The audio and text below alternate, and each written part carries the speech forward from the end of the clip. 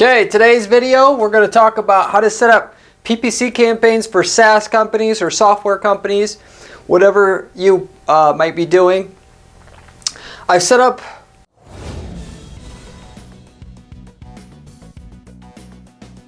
PPC campaigns on Google Display Network, on Facebook, on LinkedIn, and some other networks, smaller networks. In the software space, all of it can work.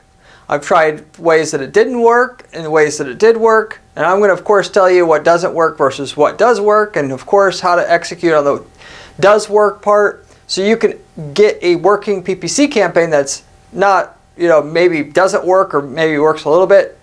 Scale to millions of dollars a year in sales with your software company using PPC. Okay? So with that said, I will basically go through the Google strategy that I have here, and then I'll talk about how to, if you're going to expand further than that, which why wouldn't you? Display advertising that works as well for software companies. So how to set up a Google campaign that's the most optimized. Of course, I'm not just going to tell you to run Google ads here. I'm telling you how to run it the way that works the best after all my testing. And as far as the display ads, the same thing. Stuff that I've just tested and didn't work, I'm leaving out, and I'm giving you the ironclad kind of display that works for all software companies as I've ran across. And I've set up campaigns for several software companies. So I've tried basically everything that can be tried, figured out what worked, what didn't work. Now if I'm going to work on a new software campaign, I already know what I'm going to do, and it's what I'm giving you today on today's video that you could actually do for yourself. So that said, we'll get into it here. Companies selling software, it could be SaaS or non-SaaS type software companies, have a different type of strategy that works the best for them, as I found running ads on Google.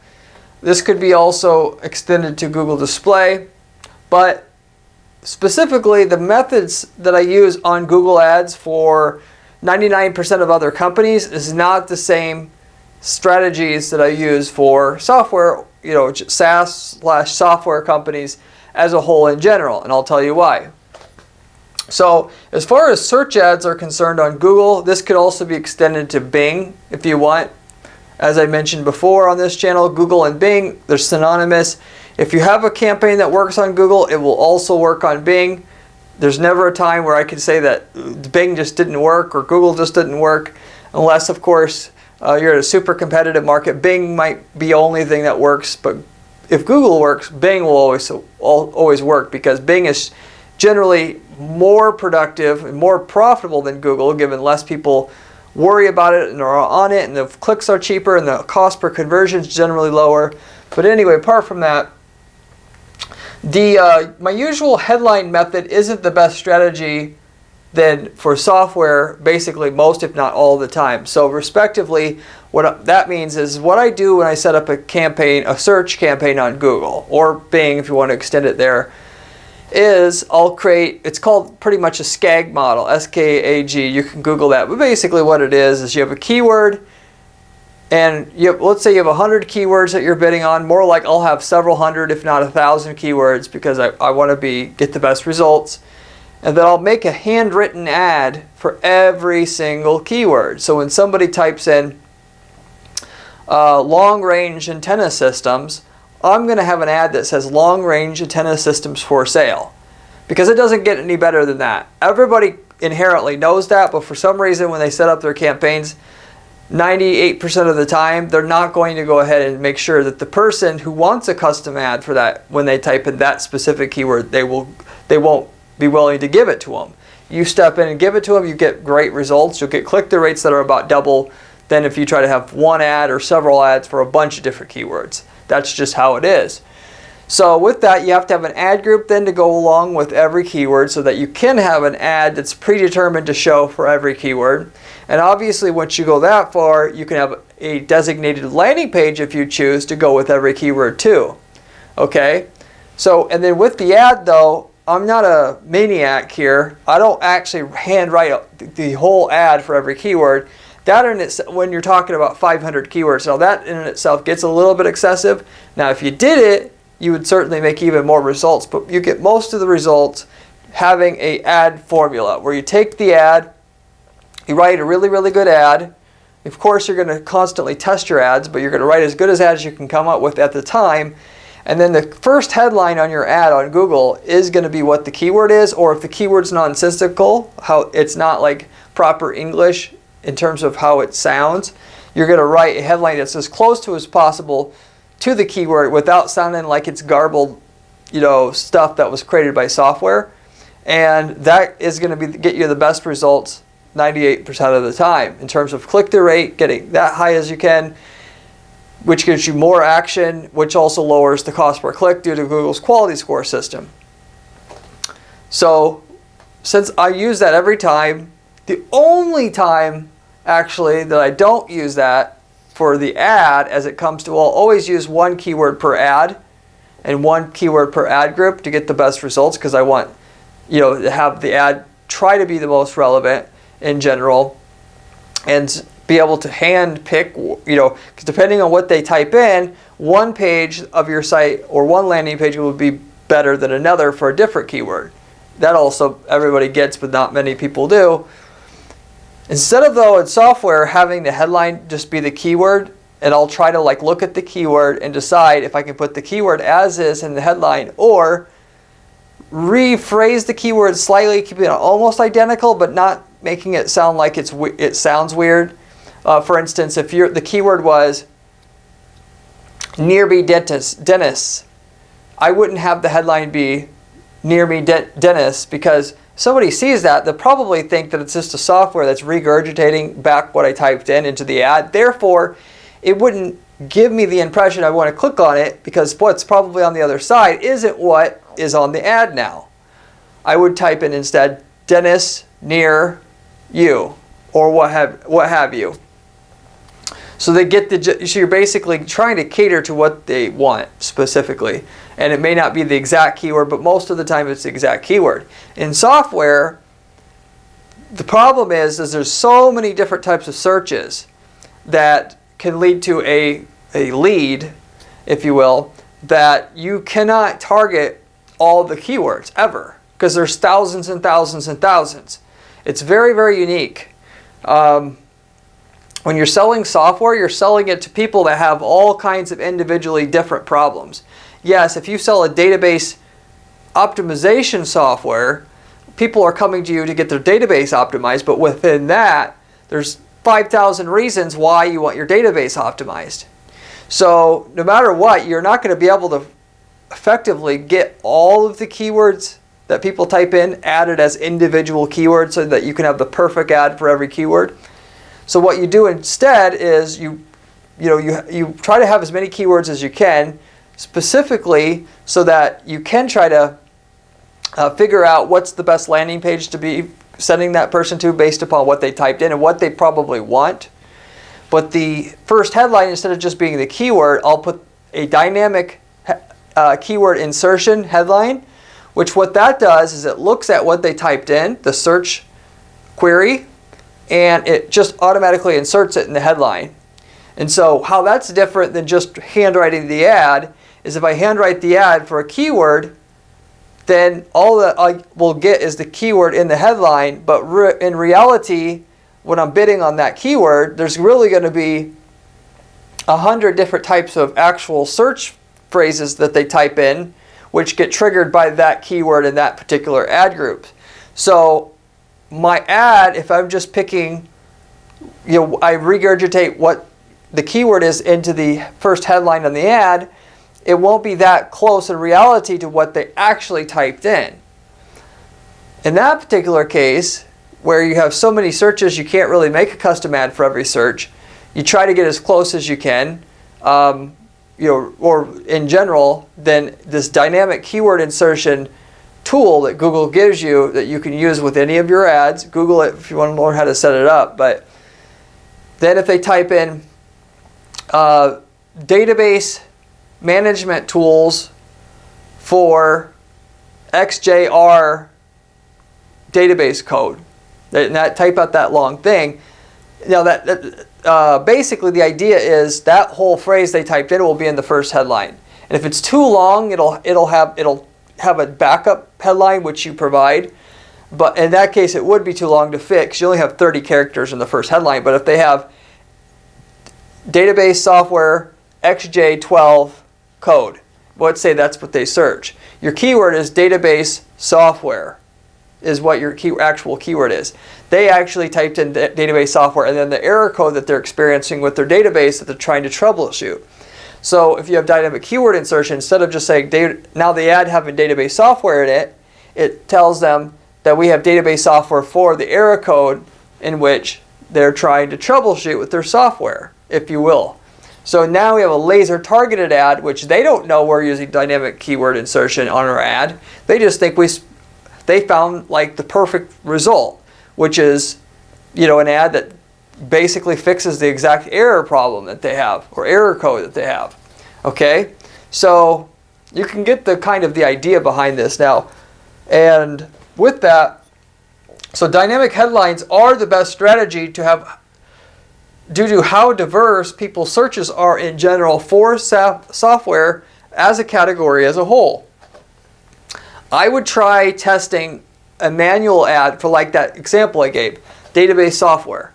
That was the keyword. I would try to write, you know, the perfect headline for that ad that would beat the dynamic keyword insertion. I tried and I tried and I tried. I could not beat dynamic keyword insertion because of that issue where people's searches are too different.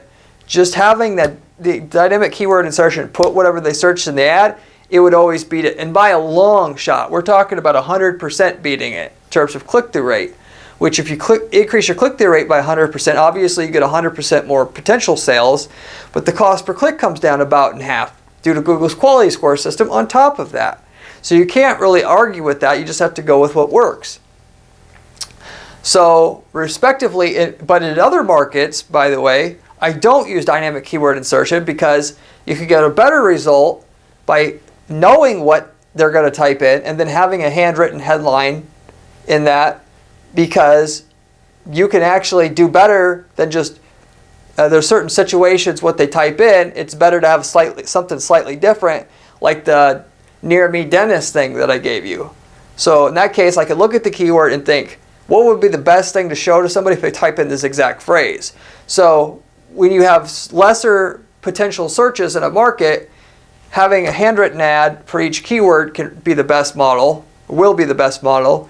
Whereas in the software space where there's infinite basically searches, the dynamic headline insertion gets you a better result because it's better than having a handwritten ad for a keyword which is only slightly close to what they actually typed in to have that ad be triggered for them.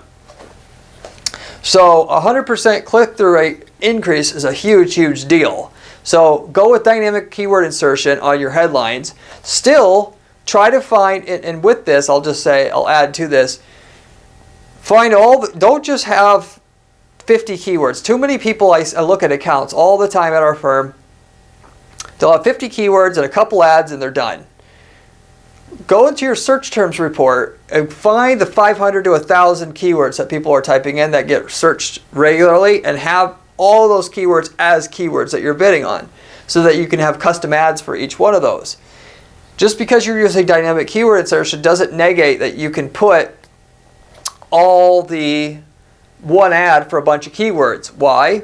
Because you still want to be able to hand pick for each keyword where they should go. And yes, it's not going to be the keyword that you have isn't going to be the exact, what they type in isn't going to be exactly what the keyword is as I described before, but still you'll do a lot better at least having most of the keywords that they would type in and given the differentiation between them and then deciding what page they should go to. Should they go here? Should they go here on a keyword by keyword basis and doing it for a few hundred of the main searched keywords versus just doing 50 keywords, one ad and sending them all to the same page. You're going to crush your results. You're going to get multiple factors more results, ROI, profit, by the searches that are getting searched halfway regularly, having all those few hundred keywords, and then hand selecting a page to take them to, And like I'm going to mention in a minute, you're going to create a page that's catered to each person based upon what they're searching, so that you'll have the dynamic headline do the work for you and put what they typed in the ad.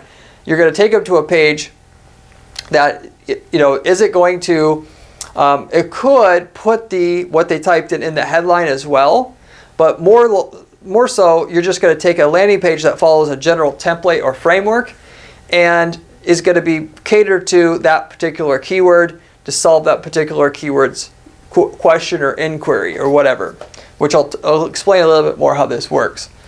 So, respectively, in terms of the keywords though, in software, you got people looking for certain error codes, you got people looking for specific technical issues. If you have a software that does in-app notifications, we had a client that did this a long time ago.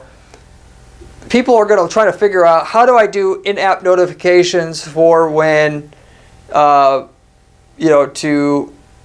in-game or something like that, for a game or whatever. When they search for that, okay, and that's one of just many, many, many types of searches, because they could say in-app push notifications for, and then they could put whatever industry they're in. So you're talking about like an infinite amount of searches when you really think about it. You got all these searches, so they're going to be looking for their different application or problem. They're going to have different error codes that they're going to be making their searches around. And of course, and just in general, there's lots of long tail searches. Too many to count, basically, in terms of the ways that they're physically searching that could generate a customer for you that you want to cover. And so you just put in your account so many of the keywords, which I would go for anything that gets searched 10 times or more per month at first. Use those as keywords. Come back in 6 months or 90 days. Look at your search terms report again. Anything that got searched more than 10 times a month, 10 impressions a month, that you don't have yet as a keyword, add that until you basically have most of the ones that are kind of regularly searched as keywords. And then from there, you're going to have to handpick what page they're going to see after they click on your ad. You'll have dynamic headline insertion on each ad, like I told you. And so here's the deal with the landing pages here. You have dedicated landing pages for each thing your software solves. So you won't have a dedicated page for every keyword. You can, but at the very least, you're going to have a page for each of the main problems that you solve. So if you look at all the keywords and the things that people are regularly searching, at least 10 times or more a month, as I just got done explaining, they're going to get a page that solves that particular issue. So for the company that did the in-app push notifications in mobile apps, and push notifications are those little drop downs that show up in your app and it says, do you want to buy this, or would you like to get this, or whatever that, and then you have to click close. You could time basically using the software, you could basically get those push notifications to show up anytime you want and say anything, and all based upon different logic. So, respectively, in the case that they're looking for push notification optimization for in-game or for games, game apps, you can have a landing page, and given that you know that they're searching more than 10 times a month for that, you'll create a page just for that.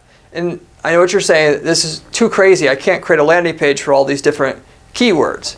Well, like I said, it doesn't have to be for each keyword. You're going to break it down into categories. Try to start with just 50 different categories to break all your keywords, group them all your keywords in together. All keywords about games, put them into one. All different searches for people looking to for in-app push notification monetization. Put all those keywords into a group. And then what you're going to do is you find the top 50 groups that generate the most clicks.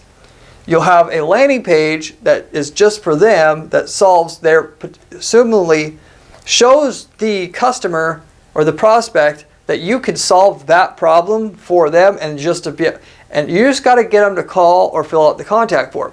You could do the rest after that. So what you're just trying to convince the user of is, yes, our software is great for games. Yes, our software is great for in-app monetization. So contact us. You'll create one template, and for each of the 50 landing pages, it'll be exactly the same. All that's different is the text. Basically speaking, that works out already really good. You don't have to do much more than that. Why? Because your competition's not going to be doing this, so you're going to be the only one, basically. I keep it short and simple. You're going to have one headline, one paragraph, and one basic image on the page. You're going to have a short page, basically where there's no scroll. You're going to have some sort of image here. It might be like a computer screen, just like a stock image or something. You're going to have a short paragraph of text to the left of it, and then a headline above where the paragraph is. And the headline is going to be like, given the example before, push notifications for in-game applications or whatever. Assuming the keyword is about push notifications for in-game, they get to this page, it's relevant enough that they probably will just fill out the form. Let alone you have a small paragraph that says, our software is great for game push notifications, and lots of different game companies are using this in their software right now to do this and this and this and this. Please contact us. We can solve your in-game push notification problem. Something like that. So obviously, because you can't cover all applications of why that person might want it for their game, you go over the main ones, hopefully that you basically covered what they were looking for regarding their game in terms of the push notifications they want on it. But that's basically it. And of course, you have to have a contact form. So along with that, you have your headline, your paragraph of text. I'll usually just have a contact form underneath it, like a button. It can be, you hit the button, contact us. Then you have a lightbox form, and that's it. You get their contact information, and you contact them right away after that. If you contact them within the first 15 minutes, you have an 90% chance of getting them on the phone. If you wait longer than that, it drops to around 30-40%. So you can shoot yourself in the foot right away, not having a good system to respond right away, which generally speaking, as I mentioned on this channel before, there's software out there that as soon as a form is filled out, you can have an app call your sales department or your salesperson, say, XYZ filled out the form, do you want us to put you in contact with them right away? It's an automated message that you hear. You press 1 and it calls the person who fills out the form, and you can talk to the person within 2 minutes of filling out that form.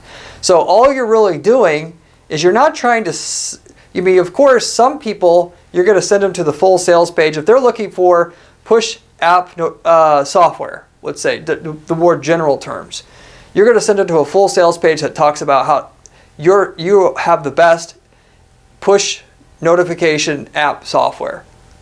But there's a whole plethora of other people that want information on how to do push apps for their game, for their in-app monetization or whatnot, and you're just going to set up a page there and an ad. So it's basically a little funnel. Try to get the person, informed that this software does for sure will fix what you wanted to fix, and you want to talk to somebody about it, we'll talk to you about it, just fill out this form. You'll get a crap load more leads that way, way more leads. And so you actually want to do both. You want to go after the general terms, and you want to go after the so-called people looking for specific information about how to solve a problem or an error code or something like that, and you'll end up with a really, really good campaign. But the landing page for all these people looking for a specific problem, they aren't even looking to buy, but they're looking to solve a specific problem. They have a specific error code. You have an ad shows up that says, solve database software for error code, or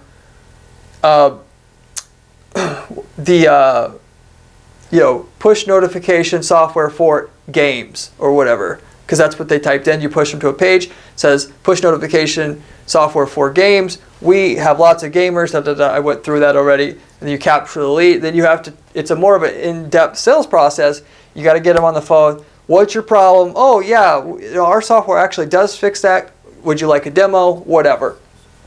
But so you have the short and sweet landing page for the people that are looking for the problems and like the error codes and those kind of things. They're trying to fix a problem that your software fixes, and you're getting in front of them that way. Then the people, like I said, that are looking for database optimization software or push notification software. You send them to a long form sales page that goes through all the individual features of your product one by one. These pages that usually work the best is right above it says, database optimization software, why we are the best because we da-da-da-da-da. And then you scroll down to the second section of the page. It talks about your best feature number 1. You scroll best feature number 2, scroll best feature number 3, and then down at the bottom there's like get a demo. That's the general formula for software/SaaS. If the person already knows that they want your software and they're just basically trying to decide between you and the other several vendors that are out there to capture the lead and do it the best way possible. Whereas if they're looking for an answer to their problem and they haven't really just came to the conclusion that they want to buy a software to fix it, you use the other mechanism, like I said, which basically they're looking for how to do it, push notifications in my game. Your ad shows up saying software for push notifications in game, and then it goes to a page that says push, the same thing. Basically, we actually do this for people that run gaming companies. Contact us to know how, and you get leads that way. So with that said, general descriptive term keywords or that you're bidding on, key terms that you're bidding on, like the database software companies or database software tools, that kind of thing, are okay. There's going to be so much meat there. But what I'm trying to get across here is there's generally 3 times more profit in the long tail that I described, where they're looking for error codes, answer those error codes, specific issues that they would like to get fixed, but they don't know your software fix it. If you go after that, you'll make 3 times more money just doing that. Why? Because there's no competition, basically. Nobody wants to set up a little lead capture page for people that have the problem that your software can fix. That your competition could do this, but they don't because they're lazy. And you scoop all those people up, and you train your salespeople to have a conversation with people about that problem and how, out of your ways to fix this, the software is actually the easiest and best way, and then you get them into a demo and then a sale. So anyway, I just wanted to point that out. You only get so far with the people already looking to buy what you have, and which in case they're already looking at several options and you just seem like one of several, you'll be able to sell so many that way. But if you get into people before they even realize they need a software, basically a lot of people wouldn't even got any software if you didn't get in front of them while they're searching for an answer to their problem that your software solves. You're really opening up 3 times more opportunities for yourself that way. So anyway, I think you get the picture here of the setup that you want. Respectively speaking, the dynamic headlines, even for the general terms, I also use dynamic headline insertion for that as well, by the way. Because in general, even the keywords like push notification software, and that's the keyword. As the people search that, they search so many different ways and derivatives of that. It just seems like in some cases a static ad might be able to win, but for the most part, almost all of the keywords, dynamic headline insertion, and I've done this for several companies now. That's just always what beats it. There's too many searches. Any market where there's thousands and thousands of different searches in your market, and you can't have possibly write ads for all of them, dynamic headline insertion would be it. But in my experience, only software is the only one that I found like that actually. So that's the general search ad formula and landing pages to go with what you're doing that work the best if you want to see some really good money from doing PPC on Google as well as Bing ads for SaaS or software companies. Now, I'm going to talk about display ads next. So once you've gotten everything out of the search that you'll hit a roadblock at some point with that. You can do display ads. Now, there's 2 main things that I do for software companies that work pretty much basically every time that I'm going to give you here. The first of which is you target decision makers on all platforms. So, and the key thing being here, if it's not the owner. If your software, you're selling it to businesses, which obviously most of it is, then with that, if you're targeting somebody other than the owner, the CIO, the CTO, the CFO, the HR manager, whatever it is, you find out what that decision maker's title is, which you probably obviously already know it, and with that, you go ahead and you set up a campaign on LinkedIn targeting the, let's just say it's HR managers. You just target HR managers and you go at them with an ad that says, did you know you could save 20% more time?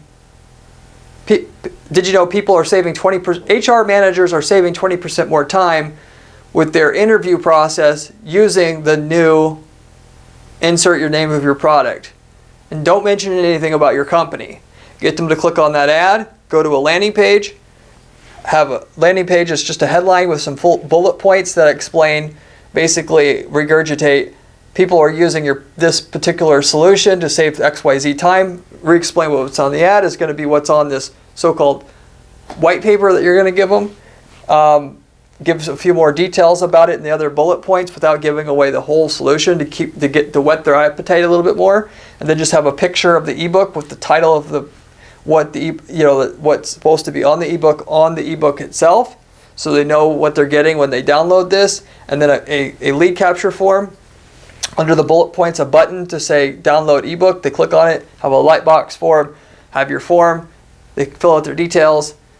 I usually will have the ebook pop up at another tab as a PDF as opposed to sending it to them in an email, because you'll get better response rates that way. A lot of times people get the email, it's in spam. They have to work harder to get it, whereas if it opens right away, your goal is to get people to read it, because not just to get the lead, because if they read it, they're going to convert at a higher rate than if they didn't read it, even if you call them. So I want them, some people, they'll send it to the email and make them open it in the email because I want to make sure the email is real. But respectively, this is debatable, but if they were giving you a bullshit email to begin with, it wasn't your type of real buyer anyway. So respectively with that, open it up another tab. They read the content. It's got to be written by an actual copywriter. No, people that don't know how to write good copy to keep people. It's mainly about keeping them entertained throughout the copy. It's got to be educational, but it can't be dry. It has to keep you fully educated and entertained at the same time.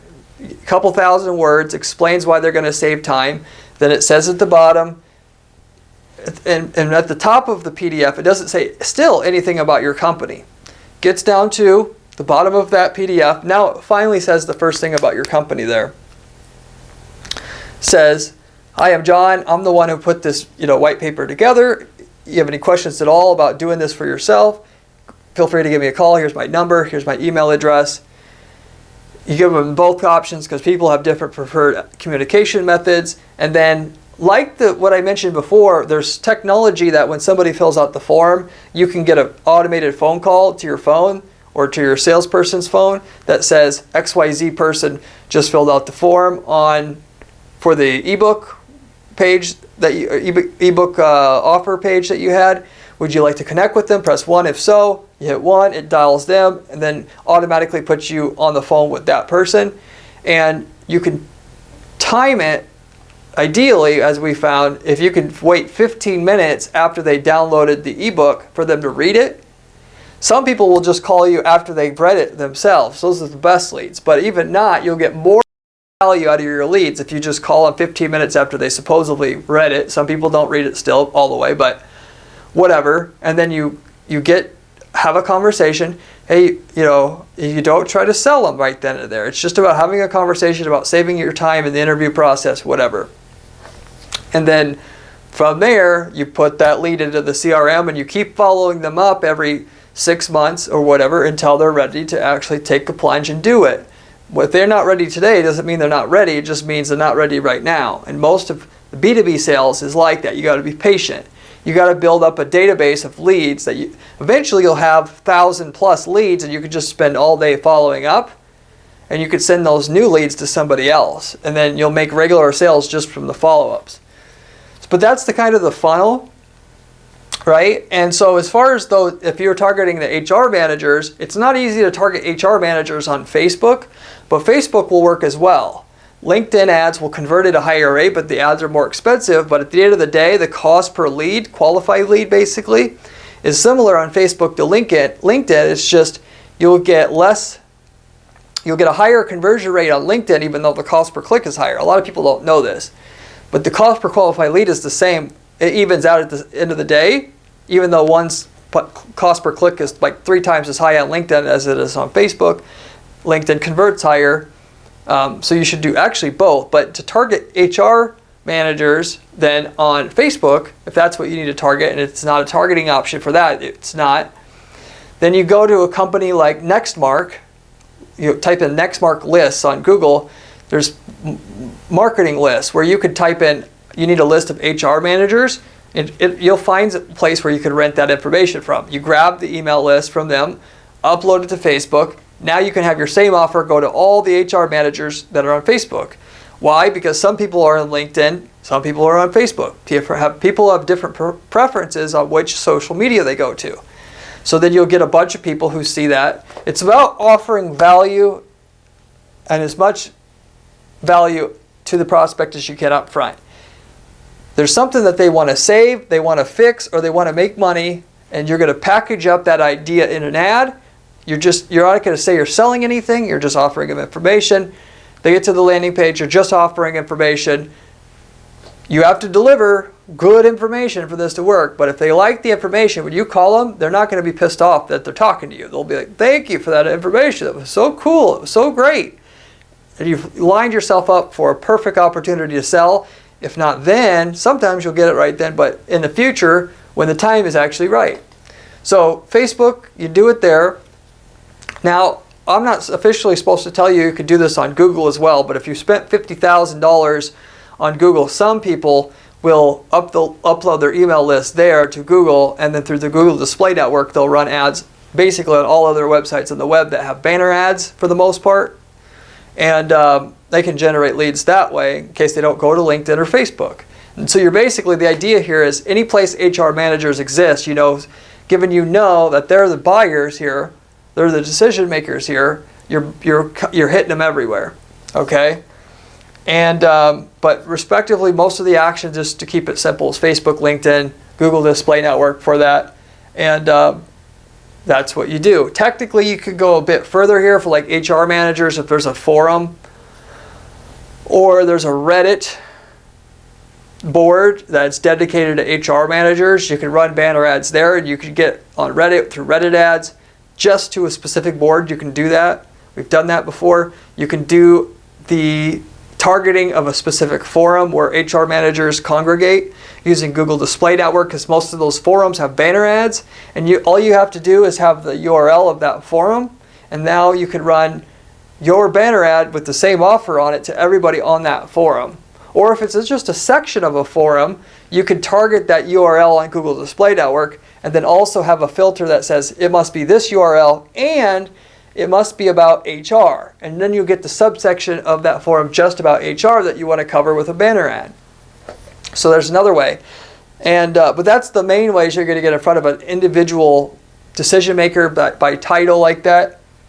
The reason why I say don't target owners, because people don't know, but CEOs are the most expensive audience basically to target out of anybody online. If you're not talking about like mesothelioma claim people and stuff like that, but like as a general audience, or and for sure the the title, because they have the most disposable income. Everybody wants to sell to them because they have huge piles of cash and discretionary income, and they're making purchase decisions all the time. And everybody needs to sell to an owner more than anything else versus like a facilities manager or whatever. So it's the most competitive. Very, very expensive for the CPM or what it costs to get your ad in front of them 1,000 times. So if you basically are doing that with your software and you say you have a great software that can save you money on this, doing this, They're constantly bombarded with those ads. It's a lot harder than saying HR managers are saving X when it's an HR manager versus owners are saving this, which you can go at the owner with that, but it's going to be a lot less novel.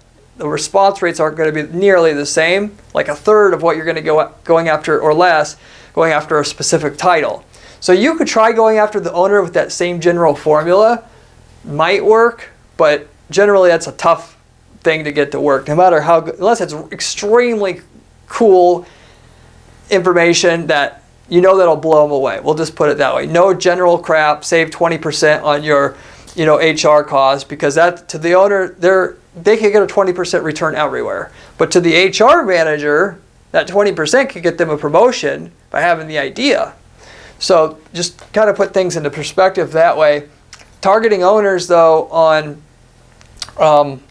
it's the same way on LinkedIn. You can target owners easily on Facebook without a list. On Google Display Network, targeting owners there's no official way to do it, so you actually have to go at it a different way. Namely, to really do it the right way, you kind of have to do it with the email list as well still for that, but I'm not supposed to be, that's not technically allowed. Not supposed to be telling you that. You can also go to AdRoll.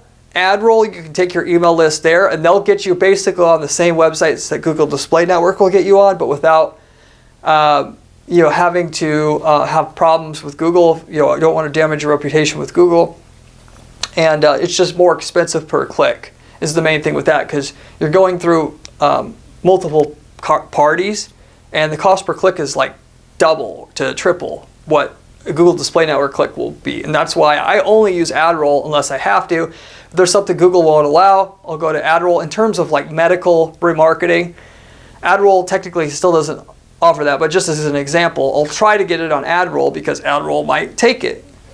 So anyway, that you get the general idea there.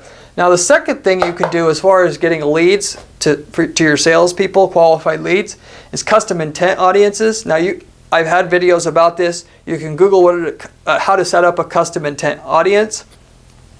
And what that you're basically doing is all the keywords that worked on your Google campaigns that you started out with, and I didn't mention it before, but whatever works on Google, after you're profitable on Google, don't waste any time. Get those Google ads on Bing, same setup. You'll have to optimize your bid separately on Bing because the price of the traffic's different. But if it works on Google, like I said, get that on Bing, and usually that's about 6 months after you start Google. But whatever keywords worked on Google for you that are profitable, set up custom intent audiences for yourself. So with the custom intent audiences, you break them down by category if you want the best results, or you could just take all your keywords, lump them together into one custom intent audience, have an ad. And basically all the people what happens with what this really is, when you have a custom intent audience that you set up with keywords that they're keyword driven, which you're taking the keywords from the keywords that work on your search campaigns. Basically anybody who searched those keywords in the recent past, would say the last 30 days, your banner ad can show up for them for a period of another 30 days because Google knows that they were interested in that. They didn't perhaps click on your ad yet, because only so many will. You only get 10% click-through on your search ad. So you get another shot at them as they're going onto other websites. Basically all the other websites you see on the web with banner ads on it are powered by Google AdSense, which you get, if they have Google AdSense, you can advertise to them through Google Display Network on your Google Ads account, and you can say something to get them to your landing page, respectively. And in that particular case, it's pretty hard to say one message to everybody that, for all your keywords and have it be relevant enough to work well. So you're much better off categorizing your keywords, okay? Just like I mentioned with your landing pages earlier, if you have a bunch of keywords that from which you get regularly searched about games, if you're doing a push app notification software, then have those keywords that had the word game in it, or game app, or whatever you want, and then have that as a custom intent audience by itself, and then have an ad that says push notifications for game app companies increase their revenue by at least 130%. Don't just say we have a game push app notification for game companies. It's boring. People think with Google ads or display ads in general, they don't have to have an offer. You need an offer on Google Display or just display ads because you need a high click-through rate to get your cost per click down, because if your cost per click's too high, it's not profitable anymore. An ad with no offer will get a 0.2% click-through rate, which your cost per click's $1 each, whereas if you can get a 1% click-through rate, your cost per click's 20 cents, like a fifth of the cost. So if you're extremely profitable, maybe you don't have to do that, but from everybody else, you kind of are stuck with coming up with an offer, and when you come up with an offer, one offer for everybody kind of usually isn't that good. But if you could break it down into separate categories like that and say I have a game app company and you're telling me I can save money with my game app, now you've got my attention as soon as I see that ad. That should be your goal, to have people, when they see your ad, say, holy shit, I'm glad I found that ad. That is really what, if you're going to make a ton of money with this display ads, that's what you want. They click on that ad, they go to a landing page that has, similar to what I mentioned before, you just have a picture of the ebook that says how you can use the push notification app software you have for game app owners, and you have your headline, just a short bulleted list, a picture of the ebook with the title of the ebook on it, and then a button call to action to talk to somebody about how to use the push app notification for game apps companies that have experience at it already. The idea being, you want the person thinking when they hit the page that respectively, so I guess I'm getting mixed up here. There's two ways to do it. You could just have them download the ebook, and you could go through and read it and then call them after they read the ebook, right? But you could also send them to a page where you tell them that your software does this, and you could speak to an expert about how the other people who are running game apps are doing push notification with their software, so you can do it. So you could do the ebook version, or you could just talk to a game app person who has experience doing push app notifications in game apps and helping people to get it to work, have a conversation about possibly getting it on through your game app. So one version of the offer there could be better than the other, but ideally the ad though is the same. You're just telling them, for people like you, or people like you are getting this result. Save money, save time, whatever. They get to the page and either they read an ebook about it and then you contact them directly after, or they get to talk to somebody who's knowledgeable in that exact thing right away, and you kind of maybe test it both ways to see what works for you the best. But so you create a custom intent audience though for each group of keywords that focus on different problems or different industries, and you have a special banner ad for each custom intent audience, a special landing page for each custom intent audience, and then you pick up a lot of leads that way. If you do this right, you'll get hundreds of leads a month. I've been there, I've seen it. It takes a long time to set up specific landing page offers and banner ads. Usually I have to do several sizes of banner ads, of course, but in reality it's not that much work, and you can start out with just one grouping, one custom intent audience for just one group of keywords and see it work for yourself, and then to pay somebody to do all the rest of it. That's what what I would be doing. Respectively, the custom intent audiences may work better than going after the key decision makers.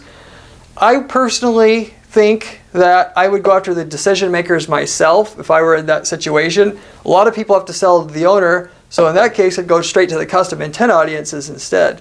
So anyway, with that said, you can basically kind of decide which direction you go.